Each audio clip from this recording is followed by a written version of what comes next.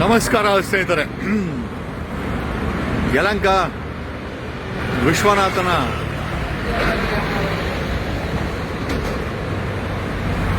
ಕಾನ್ಸ್ಟಿಟ್ಯೂನ್ಸಿಲಿ 2008ರಿಂದ ಇಲ್ಲಿವರೆಗೂ ಅಂದರೆ 17 ವರ್ಷದಲ್ಲಿ ಏನೇನು ನಡೆದಿದೆ ಒಂದಷ್ಟು ಎಪಿಸೋಡ್ಗಳು ಮಾಡಿ ಯಲಹಂಕ ವಿಶ್ವನಾಥನ ಕೇಳೋಣ ಅಂತ ಅಂದ್ಕೊಂಡ್ವಿ. ನಾನು ಆವಾಗೆ ಡಾಕ್ಯುಮೆಂಟ್ ಹಾಕಿದ್ದೆ. 106 ಎಕರೆ ಅಳಾಳ್ ಸಂದ್ರದ ಎಸ್ ಟಿ ಸಮುದಾಯದ ಜನರೇ ಜಾಸ್ತಿ ಇರೋ ಈ ಜಾಗದಲ್ಲಿ ಇದೆ ಅಳಾಳ್ ಸಂದ್ರ. ನೋಡಿ, ಇದೇ ಅಳಾಳ್ ಸಂದ್ರ. ಓಕೆ, ಹಿಂದ್ಗಡೆ ಹೋದ್ರೆ ಇದು ಜಕ್ಕೂರ್ ಏರೋಡ್ರಮ್ಗೆ ಹೋಗುತ್ತೆ. ಪಕ್ಕದ ನೋಡಿ ಏರ್ಪೋರ್ಟ್ ರೋಡು. ಓಕೆ, ಅಂಡ್ ಈಗ ನಾವು ಹೋಗ್ತಾ ಇರೋದು ನಾವು ಯಲಹಂಕ ಸರ್ಕಲ್.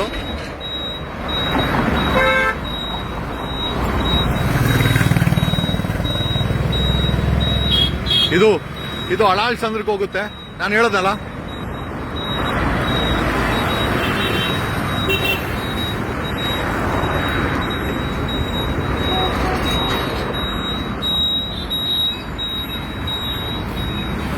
ನಮಸ್ಕಾರ ಸ್ನೇಹಿತರೆ. ಓಕೆ, ಇದು ಅಳಾಳ್ ಚಂದ್ರ ಊರಿಗೆ ಹೋಗುತ್ತೆ. ನಾನು ಹೇಳೋದಲ್ಲ. ಓಕೆ, ಇದು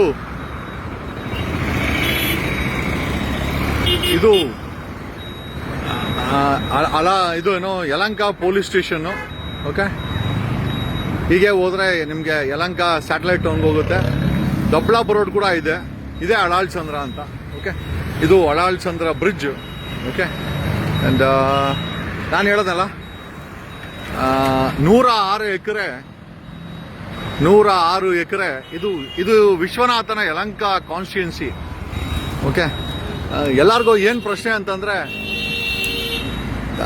ಧರ್ಮಸ್ಥಳಕ್ಕೂ ಈ ಯಲಹಂಕಗೆ ಏನಪ್ಪ ಸಂಬಂಧ ಇದೆ.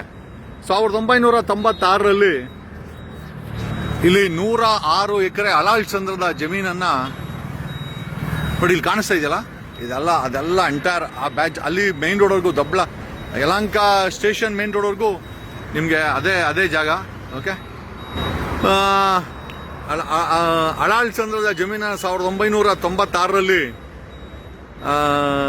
ಕರ್ನಾಟಕ ಸರ್ಕಾರ, ಕರ್ನಾಟಕ ಹೌಸಿಂಗ್ ಬೋರ್ಡ್ ಅವರು ಬಡವರಿಗೆ ಮನೆ ಕಟ್ಟಲು ಅಕ್ವೈರ್ ಮಾಡ್ಕೊಳ್ತದೆ.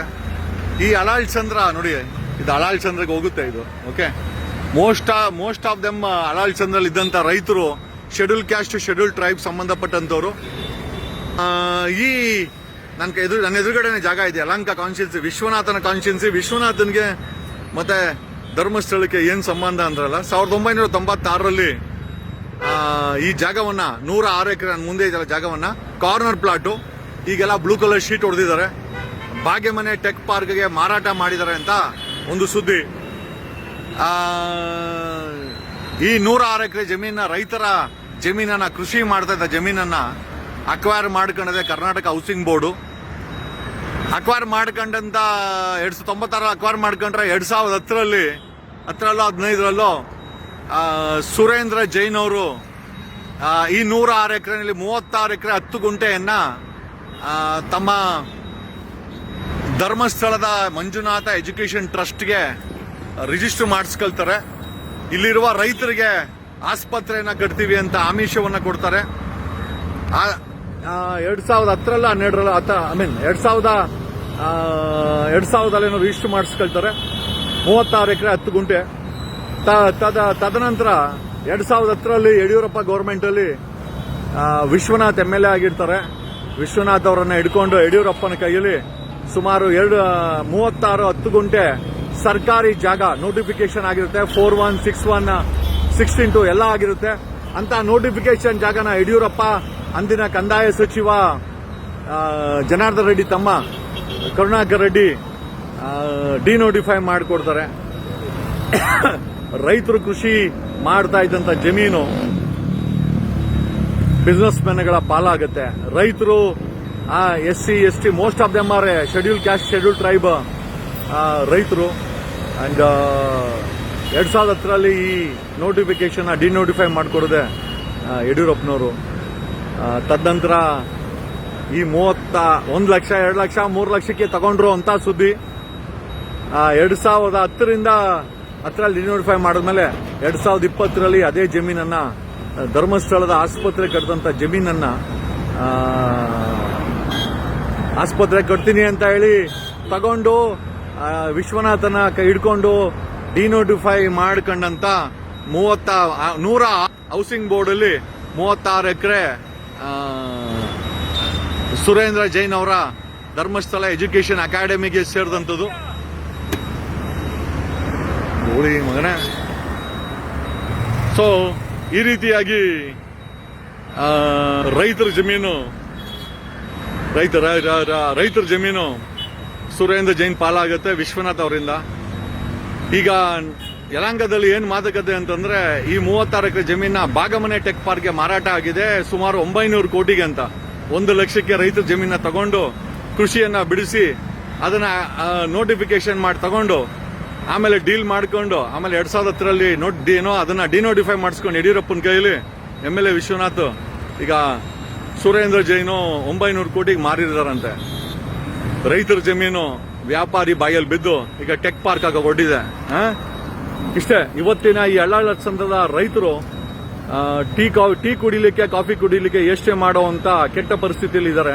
ಆದ್ರೆ 1 ಲಕ್ಷಕ್ಕೆ 2 ಲಕ್ಷಕ್ಕೆ ತಗೊಂಡು ವಿಶ್ವನಾಥನ ಹಿಡ್ಕೊಂಡು ಡಿನೋಟಿಫೈ ಮಾಡ್ಕೊಂಡಂತ ಸುರೇಂದ್ರ ಜೈನು ಇದೇ 36 ಎಕರೆ 10 ಗುಂಟೆ ಜಮೀನನ್ನ 900 ಕೋಟಿಗೆ ಬಾಗಮನೆ ಟೆಕ್ ಪಾರ್ಕ್ಗೆ ಮಾರಾಟ ಮಾಡಿದಾರಂತೆ.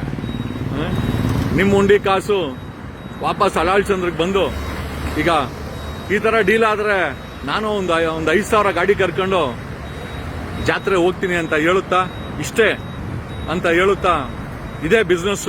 This is a business model. ರಾಜಕಾರಣಿಗಳು, ಬಿಸ್ನೆಸ್ ಮೆನ್ಗಳು, ಸರ್ಕಾರಗಳು ಯಾಕೆ ಆಗ್ಬೇಕು ಅಂತಂದ್ರೆ for the same reason. Okay, ಏನೋ ವಿಶ್ವನಾಥನ ಈ ವಿಶ್ವನಾಥ 2008ರಲ್ಲಿ MLA ಆಗಿದ್ದು, ಇದು ವಿಶ್ವನಾಥನ 2ನೇ ಎಪಿಸೋಡು. ಇನ್ನೊಂದಷ್ಟು ಎಪಿಸೋಡ್ಗಳು ಬರ್ತದೆ. ವಿಶ್ವನಾಥ್ ಇದಕ್ಕೆ ಉತ್ತರ ನಿಮ್ಮ ಬಳಿ ಇದೆಯಾ? ದಯಮಾಡಿ ತಿಳಿಸಿ. Thanks a lot. ನಾನು ನಿಮ್ಮ ಅಡ್ವೊಕೇಟ್ ಜಗದೀಶ್. ವಿಶ್ವನಾಥನ್ ಪ್ರಕಾರ ನಕಲಿ ಅಡ್ವೊಕೇಟು. ಒಂದಲ್ಲ ಒಂದ್ ದಿವಸ ನಾನು ಅಸಲಿ ಅಡ್ವೊಕೇಟ್ ಅಂತ ಹೇಳಿ ನೀನು ಕ್ಷಮೆ ಕೇಳಲೇಬೇಕು. ಅಲ್ಲಿವರೆಗೂ ನಾನಂತೂ ಬಿಡಲ್ಲ ವಿಶ್ವ. Thank you.